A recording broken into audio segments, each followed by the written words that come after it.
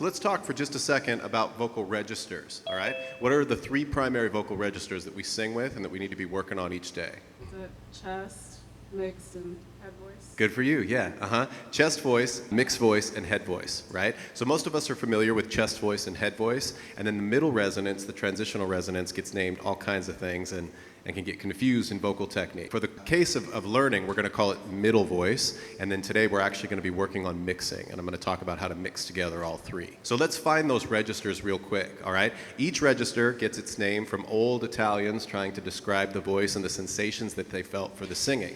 So if you put a hand on your sternum, you're going to feel the outside sensation of chest voice. Say, hey! Right, you can feel that immediately, okay? Now, each register not only has an outside resonance, which is where we kind of feel the result of the sound, but it also has an inward resonance, which is where we feel sensations more technically. So for chest voice, it's associated with the mouth. And actually, if we're getting really specific, you're making vibrations at the vocal cord level, it's hitting the roof of your mouth and exiting. So feel that. Feel how it's like isolated in the mouth cavity. Hey! You feel very little nasal resonance or nasal airflow in chest voice if you're doing it correctly, okay? So those are the 2 sensations of chest voice and how you can know if you're singing there correctly. Now let's skip up to the second most common voice, head voice, and let's do a light cheer. Whee! Good, ladies, go a little higher for me.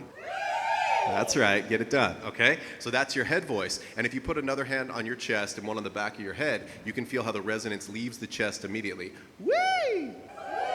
So the vibrations here are gone, and the Italians thought that the voice went up into your head, but they forgot your brain's in there. So that's why they named it head voice. But actually, the airflow is now passing through the nasal cavity. So just like you can breathe out your mouth or you can breathe through your nose, those are your 2 options when you're singing and creating resonance. We don't feel it as distinctly as when we breathe, but that's what's happening, okay? So the airflow is now passing through the nasal cavity, and if you're conscious, the outside feeling of head voice is actually the bridge of your nose or the cheekbones and the brow. You'll feel subtle vibrations in there if you really pay attention. Whee!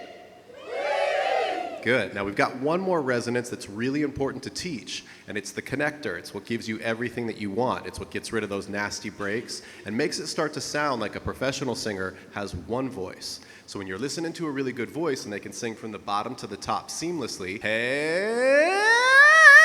They can get up without breaking. What you're hearing is that there's a transitional area that's aligning everything and blending the voices together. So we call this the middle resonance. If you have classical training or a classical background like I do, your teacher probably called it your passaggio. If you've come up in like pop training or musical theater, the buzzword these days is mix, okay? But mixing is really a result. It's something that we want to start to do once we have our 3 registers in shape and balanced. So we're going to look at that a little bit more specifically in a moment, okay? So this middle resonance is very tricky. It's the smallest register in your voice. It's very transitional. It feels a little bit lighter than chest voice, but not quite as light and released as that high head voice, okay? It also has 2 sensations. So just like the head voice, you're going to feel airflow and resonance flowing through the nasal cavity instead of the mouth. So a mistake as we sing higher is a lot of people will open up bigger and bigger, and the sound gets trapped in the mouth. We want to get to a point where we can sing high notes and open the mouth for color. But in the beginning, you have to be careful, because if you widen that mouth, you're sort of sending a message to the voice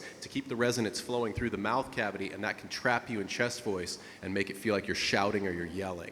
So what we want to do again is kind of shift to this nasal airflow. Now there's a difference, okay? None of us inherently wants to sound nasal. So there's nasality in singing, which is singing like this and being a little ridiculous, and then there's nasal resonance. And nasal resonance is what makes your voice sound bright and exciting. So nasal resonance is an important part of any finished sound in singing. So we're looking for nasal resonance here. And the other thing is we've got the outward sensation in the same place as head voice, on the bridge of the nose, the brow, and the cheekbones. The inward feeling of middle voice is what's called your pharynx, and it's the back wall of your throat. It's like a C-shaped wall, and the quickest way to feel it is like if you were surprised or shocked. So everybody go, and you'll feel cool air hit that surface, yeah? That's your pharynx. So if I'm singing higher, I no longer want to feel the sound reflecting off the roof of my mouth. Hey! I actually want to take it subtly inward and feel those resonant sensations hit the back wall of my throat and reflect through my mask, through my nasal cavity. Hey!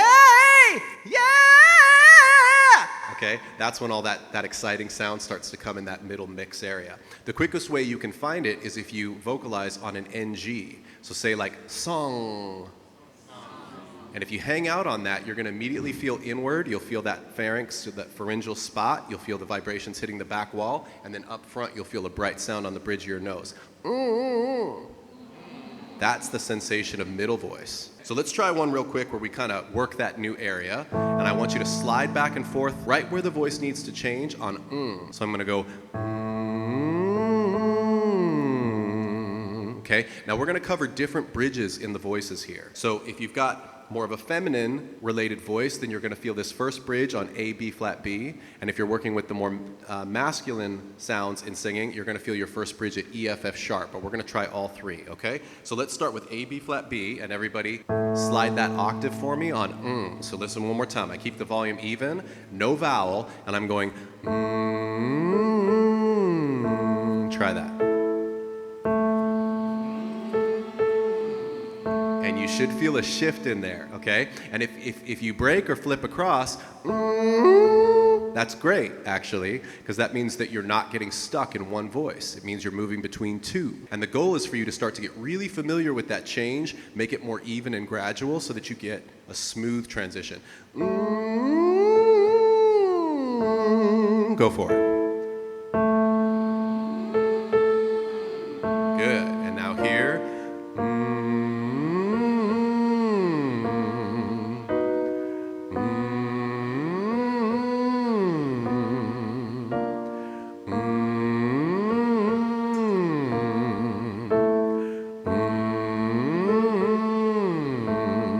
So that's the first bridge for feminine voices. For masculine voices, you probably didn't feel much yet. Now, if we pop up to the masculine bridge, E, F, F sharp, and people who have more feminine related voices, you're going to feel the second bridge at E, F, F sharp. So we're coming in now, and this will either connect you from your middle voice to your head voice, or if you have more of a masculine register, it's going to be from the chest voice to the mixed voice, okay? So let's try this now. 2, 3, 4.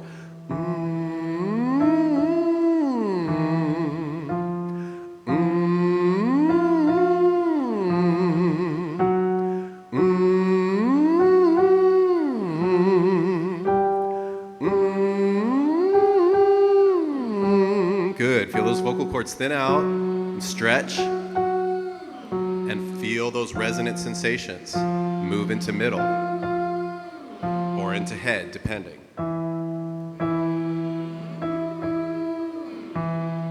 Okay, and then one more time, we need to go for the high masculine bridge. So that's A, B flat, B one more time. Feminine voices, you can either drop back down and work your first bridge one more time, or you can try coming up even higher if you've got a high extension, okay? So let's try one more time. Now, let's go. Everybody. 2, 3, 4. Good. To B flat. And to B. And high C.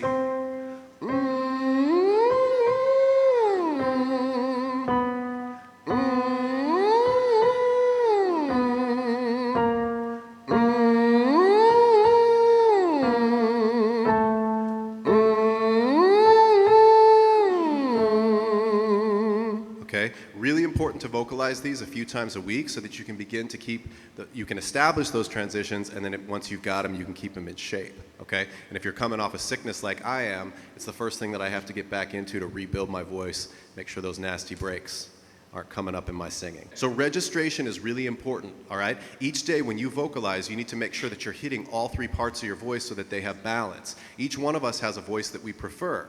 Some of us love our chest voice, and we're singing chest-dominant material, and we sing there all the time, but we kind of neglect the higher registers. Other people love their high voice, and they're singing up there all the time, but they're neglecting the middle or the low register. And especially if you're experiencing one of these big shifts, one of these awkward transitions in your voice, it's probably because you're not vocalizing all the different parts of your voice each day when you come to singing. Any questions about the registers? Okay, so what were they again? What's the low register? Chest voice. What's that super high register? Head voice. And what's in between? There you go. Okay. And remember how they feel, and that'll help you know if you're singing in them correctly. Okay? So that's part one of mixing. When you come to singing, you've got to make sure that all three places in your voice have balance. and you need exercises that bring them up to balance if they're a little weaker. Part 2 is something that I actually want to show you guys real quick on the screen, and this is where we get into vocal cord function. Interested in more voice training? Visit us at wolfstudiosnyc.com.